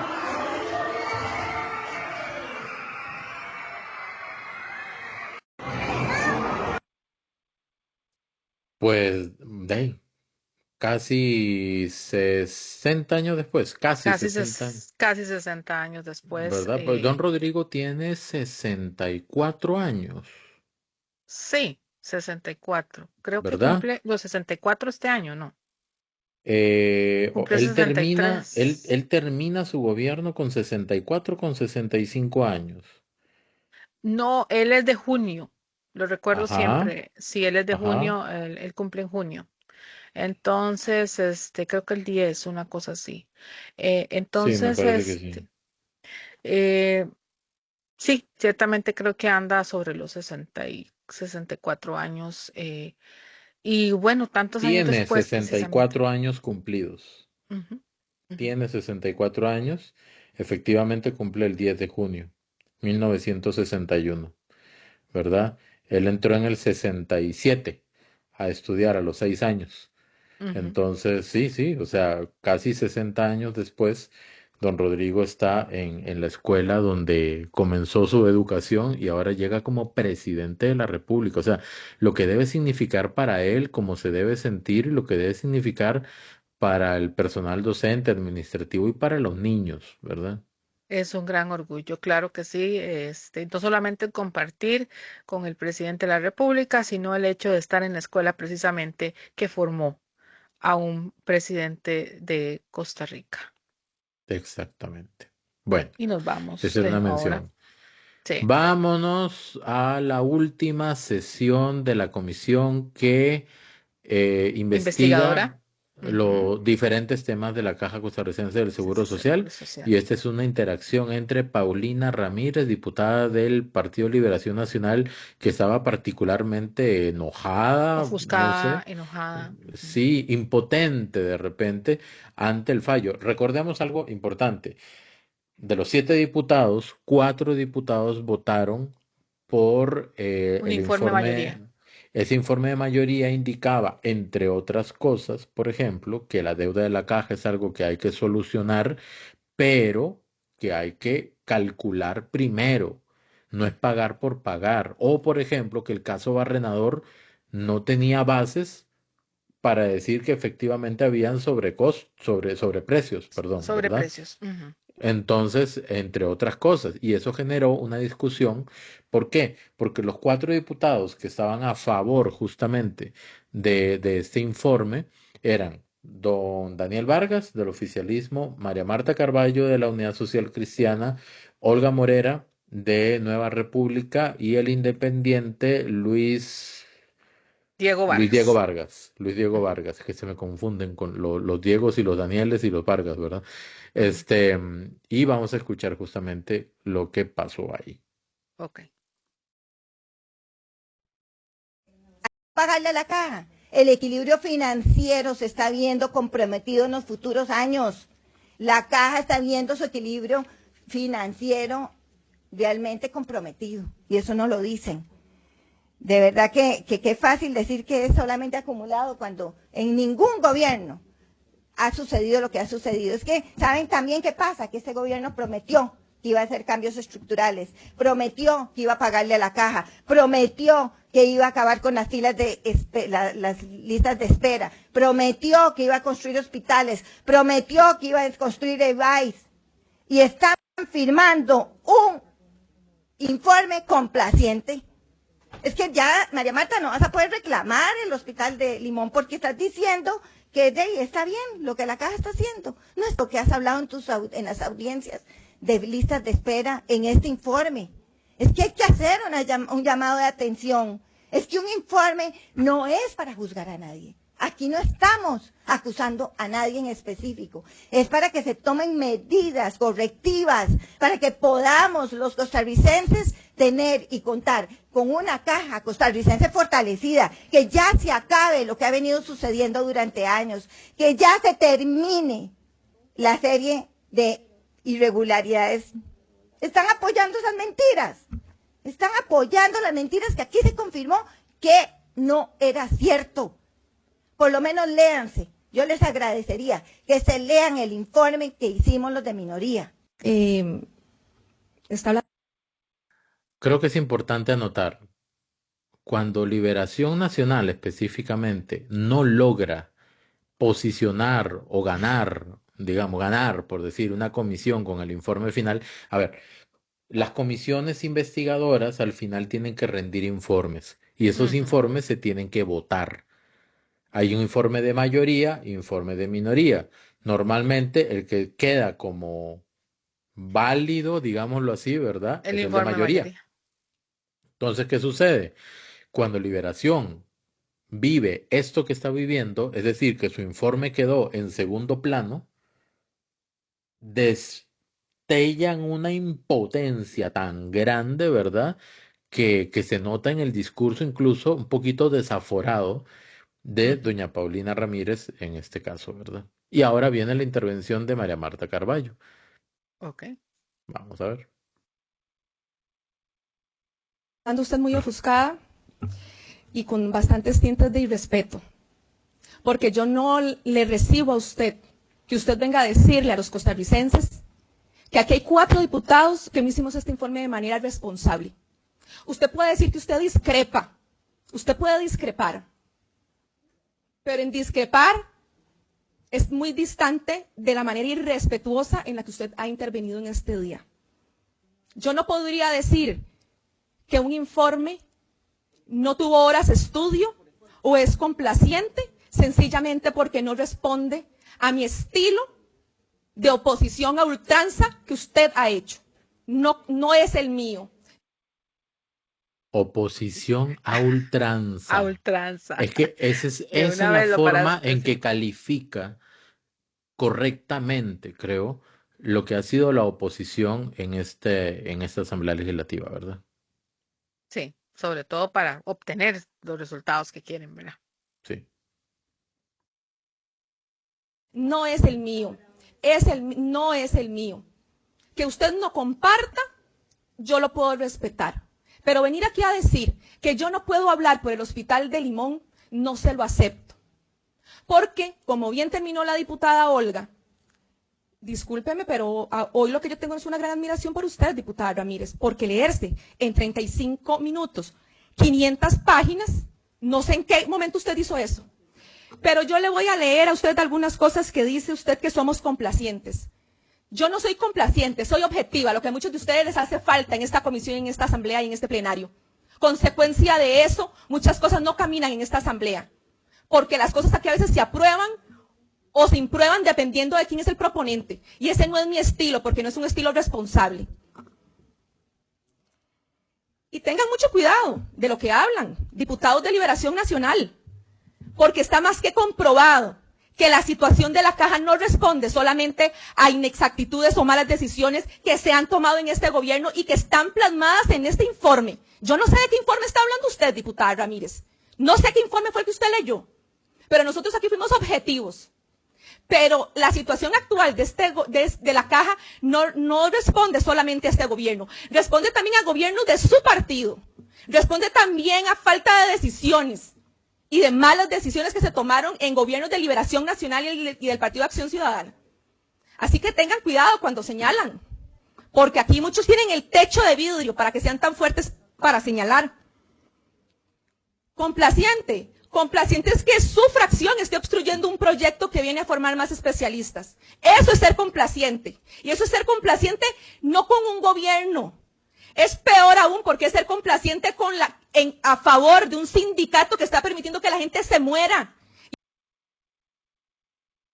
Esto es sumamente importante. Y si algo yo le admiro y le respeto a la diputada María Marta Carballo, es la capacidad que tiene para desarrollar, construir y emitir ideas contundentes, directas, al Directas. punto, Y de calidad, fuertes. Richard, de calidad. Exacto, o sea, sustanciosas, no, a ver, lo que ella da es sopa sustanciosa y no agua rala, ¿me No. entienden?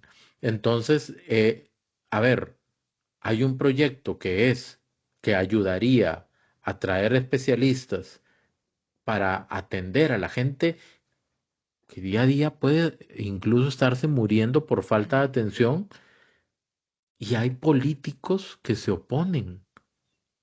qué Sí. insensibilidad tan grande. Ujú. En serio, qué frialdad. Qué brutos, o sea, en el sentido coloquial, ¿verdad? O sea, qué barbaridad, digamos, ¿verdad? No les estoy diciendo brutos. Aclare, Quiero aclare, aclarar, aclare. quiero aclarar porque después dice, ay, de que Reyes le está diciendo brutos. Brutos, ah. Yo estoy diciendo, qué brutalidad, ¿verdad? De acciones, a eso me refiero, a eso me refiero. Ok. Seguimos, seguimos. Y usted y su fracción, junto con el partido de la fracción de Frente Amplio, están siendo totalmente complacientes e irresponsables en no permitir que pase un proyecto que viene a formar más especialistas, que es uno de los problemas medulares que han quedado aquí demostrados en esta comisión. Eso es ser complaciente. Eso es ser irresponsable. Eso es no dedicarle horas a un tema país. Así que yo no puedo recibir sus afirmaciones. Creo que se las cantó claritas, claritas, claritas, ¿verdad? Sí, Muy, yo muy, quiero, muy, muy claramente, un toquecito, nada más, creo que es importante ujú, em, entender que hay diputaciones que han sido muy directas en señalar la intransigencia de la oposición. Y eso hay que rescatarlo. Perdón, Ana Cris, la interrumpí. Mientras usted comenta, voy a poner el extracto como de un minuto donde María Marta Carballo se refiere al caso Barrenador. sí, ok. Ujú. Vean, yo quiero hablar de este tema de lo que se dice, lo que se habla en una curul y lo que se vota o lo que se emociona. Porque, por ejemplo, haciendo alusión a esto y complementando lo que está diciendo María Marta Carballo, hace poco, creo que fue el jueves, y no lo ponemos por tema tiempo, pero Ariel Robles habló, por ejemplo, de las listas de espera y de que el Hospital Escalante Pradilla, el de Pérez Celedón, está a un 200% de su capacidad, Costa Rica. Está preocupado por eso. Qué cosa, ¿no? ¿Y cuántas mociones le pusieron al proyecto de especialistas 24.015 que podría generar precisamente que en ese hospital, señores, si hay gente de Pérez Celedón que nos está viendo, se les baje las listas de espera y ese 200% baje precisamente? Eso es hablar de la boca para afuera, Costa Rica. ¿Cómo vamos a cambiar las cosas cuando hay fracciones que dicen una cosa en una curul y resulta que emocionan o no votan algo, pues de la boca para afuera? Eso es lo que hay que ver. Eso es a lo que habla María Marta sobre el tema de ser complacientes. Complacientes es hablar de la boca para afuera y discutir, enojarse, pues como los niños que no le dan el dulce, precisamente lo que le pasó a la señora Paulina Ramírez, porque no se le dio el informe de mayoría y tuvo que emitir uno de minoría. No están acostumbrados a eso. No están acostumbrados a emitir informes de minoría. Bueno, yo creo que ya probablemente eso van a tener que irse allanando, precisamente porque la diputada Paulina Ramírez no se encontraba conforme. Ella, precisamente, que ha sido una de las más aférrimas, que tiene mayor contacto Costa Rica con comisiones, por ejemplo, de infraestructura y precisamente en plenario anuncia cuando, por ejemplo, se daba el tema del hospital y la aprobación del hospital de Cartago. Ella tiene plena comunicación con los mandos medios de la Caja Costarricense de Seguro Social y tiene conocimiento de lo que está pasando adentro. Entonces yo no sé de qué se queja la diputada Paulina Ramírez. Sí, es como escuchar de repente a alguien del Frente Amplio decir o quejarse porque faltan trabajos, faltan empleos. Ah, pero le meten 2.564 mociones a 4x3, ¿verdad? Correcto. Este es el video que quería ponerles, es de un minuto 20 nada más, porque también Barrenador. es muy contundente la diputada María Marta Carballo con este tema. Resulta que aquí quieren venir a inventarse un caso barrenador.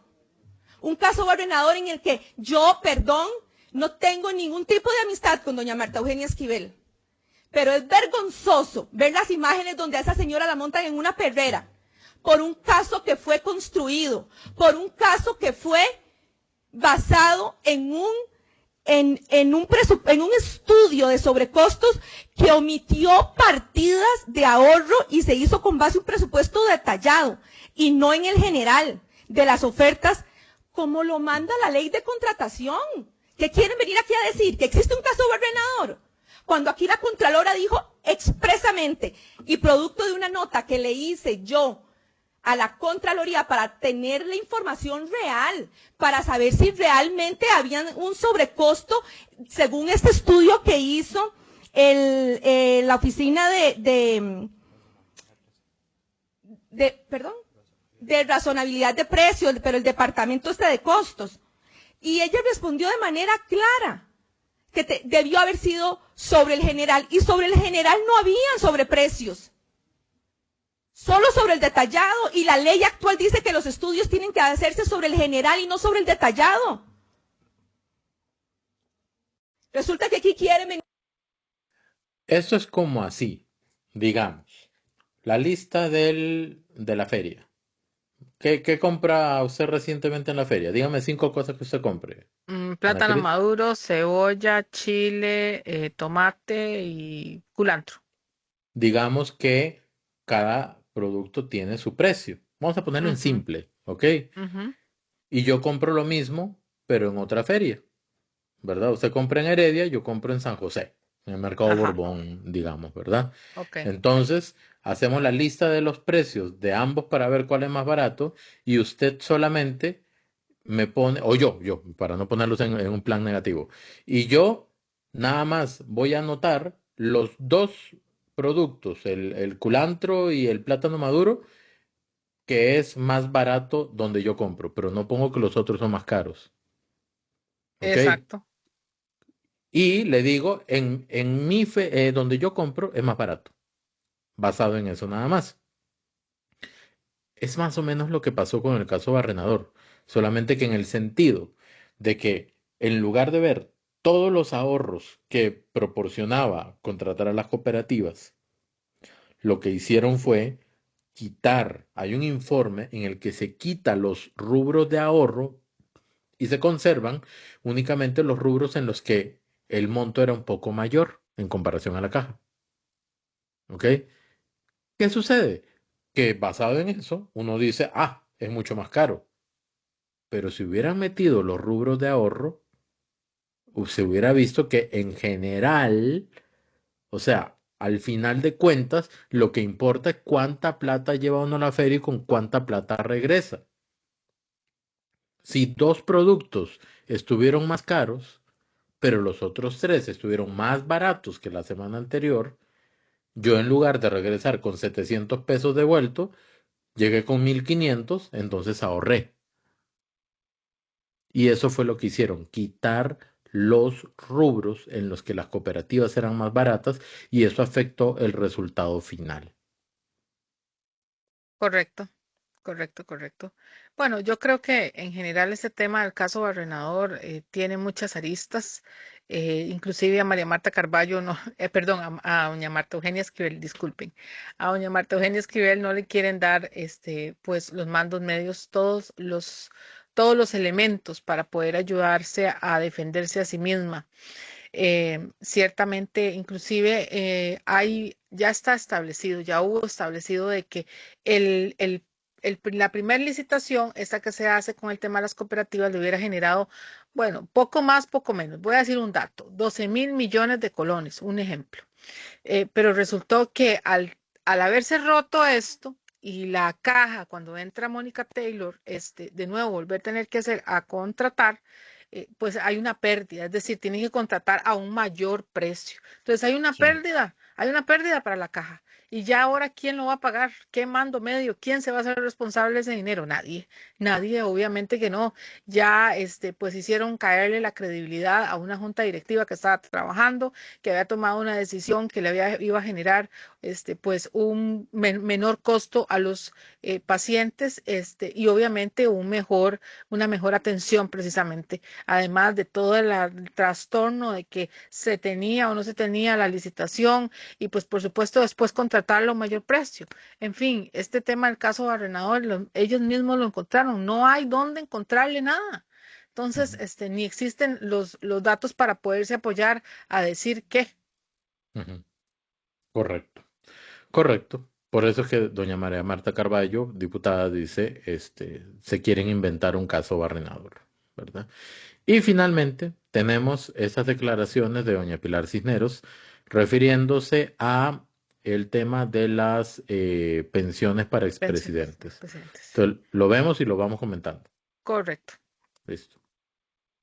También quitar algunas pensiones de lujo. A ver, como yo dije hoy en jefe de fracción, Calderón, Rafael Ángel Calderón y José María Figueres accedieron a esa pensión con 40 y tantos años. O sea, ambos han recibido ya más de 3.000 millones de colones en pensión. Sin embargo, ¿qué opina el Frente Amplio al respecto de dicha iniciativa de ley que en un inicio la presentó José María Villalta el cuatrienio anterior? Acordamos que el lunes se sometería a votación la posibilidad de dispensar de trámite el proyecto de ley para eliminar la pensión de lujo a los expresidentes de la República. Este es un proyecto que el Frente Amplio ha presentado en repetidas ocasiones, no solamente en este periodo, sino hace muchos años atrás. Y nos parece que es uno de los ejemplos de esas grandes pensiones que se otorgan sin tener la cotización base que la respalde. Actualmente hay 8 expresidentes de la República que pueden gozar de dicho beneficio, pero ¿desde cuándo reciben esta pensión de 3.952.475 colones? Rafael Ángel Calderón Fournier la recibe desde junio de 1994, al pensionarse a los 45 años, y ha recibido 380 pagos de su pensión. José María Figueres Olsen se pensionó desde junio de 1998, a sus 43 años, y ha recibido 332 pagos. Miguel Ángel Rodríguez recibe dicho beneficio desde junio del 2002 y se pensionó a los 62 años. Ha recibido 284 cuotas de su pensión. Abel Pacheco se pensionó en junio del 2006. Desde dicha fecha recibe dicho pago a los 72 años y ha recibido 236 pagos de la pensión. Oscar Arias se pensionó como presidente a los 69 años en junio del 2010 y desde la fecha ha recibido 188 pagos de su pensión, 5 años, y desde esa fecha ha recibido 140 pagos de la pensión. Finalmente, Luis Guillermo Solís se pensionó en junio del 2018 a sus 60 años y ha recibido 92 veces el pago de su pensión de expresidente. En el caso de Carlos Alvarado, mucho se ha señalado de que no la recibe, dejando de percibir así 44 pagos desde junio del 2022 que dejó la silla presidencial. Como dije antes, si Carlos Alvarado se enojó conmigo, es perfectamente posible que lo que está haciendo es un ahorro sin intereses, porque un día se le pueda antojar decir, tírenmelo todo. Yo estoy buscando un mecanismo para no recibir esa pensión. ¿Pero podría recibir dichos fondos de manera retroactiva? La pensión a la que tiene derecho un presidente de la República no se pierde por el solo hecho de no haberse tramitado de inmediato al finalizar el ejercicio del cargo. Si al momento del cese ya se cumplían los requisitos legales, el derecho se considera consolidado y su posterior reconocimiento administrativo tiene carácter declarativo. En estos casos, sí es jurídicamente posible reclamar el pago retroactivo de las sumas no percibidas. Sin embargo, dicho pago no es automático ni ilimitado. El presidente de la República, Rodrigo Chávez, podrá acceder el 8 de mayo a una pensión como exmandatario y Laura Fernández a partir del 2030, con la particularidad de que en ese momento tendría solo 43 años. Este fue un informe de Diego Arce, Noticias Telediario. Bueno, si doña Laura recibe la pensión a partir del 2030, con 43 años, sería la misma edad en la que comenzó a recibir la pensión José María Figueres. José María Figueres. ¿Verdad? Don Rodrigo Chávez ha sido claro en que él no quiere recibir la pensión, pero está buscando el mecanismo para no recibirla él, sino canalizarla seguramente a alguien que la ocupe, digamos. Y el caso de Carlos Alvarado, presidente, don Rodrigo es muy claro, o sea, y es así, objetivamente es así. Puede tener ahí un ahorro y algún día llega, inscribe la cuenta y se lo pagan. ¿Cuánto dijo que era? 3.900.000, ¿verdad? 3.900.000. Sí, ¿cuántas cuotas son? 44. 44, sí. 3.900.000 por 44 es un total de, híjole, se excedió esta vaina. No me lo procesa. Ya hay, Richard. ¿Qué pasó? Es que salió una E. Como que es mucho. ¿Verdad que? 1.700 millones. 1, 2, 3. 171.600.000 colones. Sí, sí, sí, sí. 170. Es que mi cuenta apoyos es muy grande, Ah, no, entonces, de mejor el celular, Richard, el sí, celular. excuse me, excuse me. Entonces, ahí está esa situación. Yo en lo particular, yo 171 creo millones que es un buen fondo de ahorro. sí, sí, lo que pasa es que vamos a ver, si el propósito de la pensión para los expresidentes es que los expresidentes puedan tener una vida honorable por haber sido presidentes de la República, si ese es el espíritu, entonces se le debería dar a los presidentes que no tengan las condiciones para vivir bien después de ser presidente. Esa es mi opinión personal. O Ujú, sea, pensar en Oscar Arias creo que tiene plata, ¿ok? ujú. Me imagino que José María Figueres también. José María Figueres debe tener plata. Ujú, ¿Verdad? Y hay varios ahí. No sé cuál es la condición de don Abel Pacheco, por ejemplo, ujú. desconozco. Entonces yo creo que la idea sería auxiliar al presidente o subsidiar o apoyar al presidente que no tenga las condiciones. Si don Rodrigo Chávez dice que él está buscando la forma de no recibir la pensión, es porque él sabe que no la ocupa. Debe tener ahorros que le dan buenos rendimientos, tiene una pensión del Banco Banco Mundial, Mundial. él es economista, debe haber invertido su capital a lo largo de los años en X o Y forma que le genera pues lo necesario para vivir, yo qué sé. Entonces, de ahí por ahí la situación, ¿verdad? Sí, sí, sí, totalmente de acuerdo. Sí, lo Eh, entiendo. continuamos. Sí, sí, continuamos. Michael y televidentes, tal como ustedes lo vieron en la información anterior y como le indica doña Rocío Alfaro, la jefa de la bancada del Frente Amplio, van a buscar que esto se realice vía rápida. Sin embargo, sabemos también cómo ha estado entrabado toda esta situación a lo interno de la Asamblea Legislativa, por lo que ahora corresponde esperar en qué terminará dicha discusión. Bien, Diego, vamos a continuar con esta conversación que tenemos con doña Pilar con respecto a este tema, porque también hay una reacción de Jonathan Acuña. Tal vez la podamos ver ahí en los recuadros que tenemos en este momento, compañeros, para antes de escuchar a doña Pilar con respecto a este tema. Escuchemos. Pero miren las contradicciones costarricenses. Por un lado, acá intentamos descongelarle las pensiones a miles de personas que no tienen pensiones de lujo. Es más, y ustedes lo saben, en la comisión se lo hemos dicho a Pilar Cisneros, para pensionados para pensiones altas, está bien, los excluimos de esos aumentos, pero para el resto de miles de personas que no tienen pensiones altas, hay que descongelar las pensiones ya. Pero ¿saben qué? Además, cuando se trata de la pensión de lujo del expresidente Chávez, quien será expresidente en unos cuantos meses, no vaya a ser que avancemos con ese proyecto de ley. Escuché a la diputada Pilar Cisneros decir hoy en Jefaturas de Fracción una de las cosas más curiosas del mundo. Siendo una persona tan buena comunicando, terminó diciendo esto: es que nosotros estamos de acuerdo, pero no queremos que se vea. ¿Ah, cómo? ¡Qué maravilla! ¡Qué retórica! ¿Estamos de acuerdo? Pero yo creo que esto es una sacada de clavo con Chávez y con Laura. Doña Pilar, ese proyecto de ley, la primera vez que fue presentado por José María Villalta, excelente diputado, por eso se le reconoce y no puede decir lo mismo de sus diputados electos. 8:38, Diego, gracias por este reporte. Vamos a continuar acá en la entrevista. Muy buenas noches.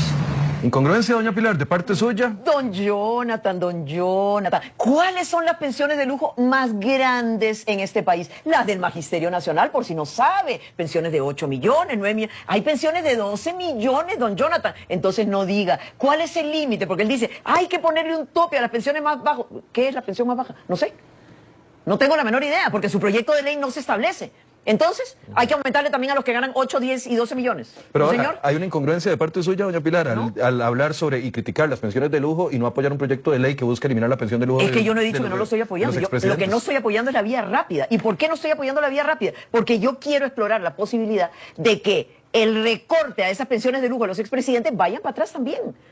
O sea, no puede ser que aquí tengamos... Es que ninguna ley es retroactiva, no se podría. No, ya tengo varias resoluciones de la Sala Constitucional donde dice el derecho a la pensión... O sea, lo no, que se podría es grabarla. por supuesto, recortarla, como se hizo grabarla, las pensiones del Poder Judicial. O qué pasa si realmente quitamos totalmente el sistema de pensiones para los expresidentes Y bueno, habría que ver cómo le llegamos, pero es que no puede ser, Michael. Pero igual no podría retroactivo. Los No, sí, expresidentes señor. que están Es que van a seguir lástima. recibiéndola. Si usted me hubiera dicho que la tenía aquí, yo tengo algunas resoluciones de la Sala Cuarta donde dice clarísimamente y que si hay una amenaza para las finanzas públicas, también se pueden reducir las pensiones de lujo.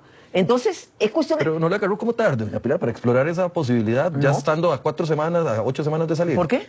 A ver, es ahora cuando O sea, ellos si la quieren... intención estaba, lo hubiera presentado Pero a desde el ver, principio. Michael, eso, a ver, perdón, ellos no nos rechazaron nuestro proyecto de ley para Sí, quitar las el pensiones suyo, de lujo. el suyo. Ah, ahí sí, don Jonathan, ahí sí, usted no quiere más que a un grupito, a los expresidentes. ¿Y todos los demás qué?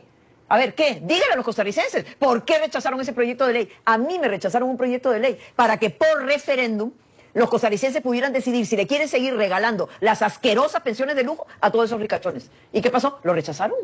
Y me rechazaron otro proyecto de ley para que el Estado como patrono le pagara la misma cuota a todos sus empleados. Lo archivaron. Entonces, que no sean hipócritas. Pero entonces ahora lo que usted va a explorar es el tema de poder grabar las pensiones de los expresidentes. Pero ojalá eliminarlas, Michael. A ver, no tiene ningún Pero sentido. vuelvo, le agarró tarde. Le No, agarró un poco Michael, tarde, le agarró no. un poco tarde. Hemos intentado de todo. Y el último intento que ha hecho el gobierno, con absoluta seriedad, es llevarlo a la Corte Interamericana de Derechos Humanos. ¿Por qué? Porque estamos hartos, hasta aquí. ¿Por qué, Michael? Porque los magistrados de la Corte son los que deciden. ¿Y quiénes son los principales beneficiados con las pensiones de lujo? Los magistrados de la Corte. Pero ya se ha dicho claramente en pronunciamientos que no se puede grabar más allá del 55%, y eso está ya establecido incluso hasta por derecho internacional. Michael, hay un detalle que nosotros no hemos tomado en cuenta y que yo creo que la Corte Interamericana lo va a tomar en cuenta. Ok, pero lo que acaba de Una decir es cosa- cierto, ¿verdad? No, Lo a que ver, acaba de decir Michael, es cierto. Es que una cosa es un derecho adquirido por unas cuotas que usted aportó y otra cosa es un privilegio adquirido o un regalo adquirido. No hay persona en Costa Rica que haya cotizado lo suficiente para tener una pensión de 10 millones de colones. Entonces ahí hay una porción de un privilegio adquirido o un regalo adquirido. Pues ese es un punto excelente.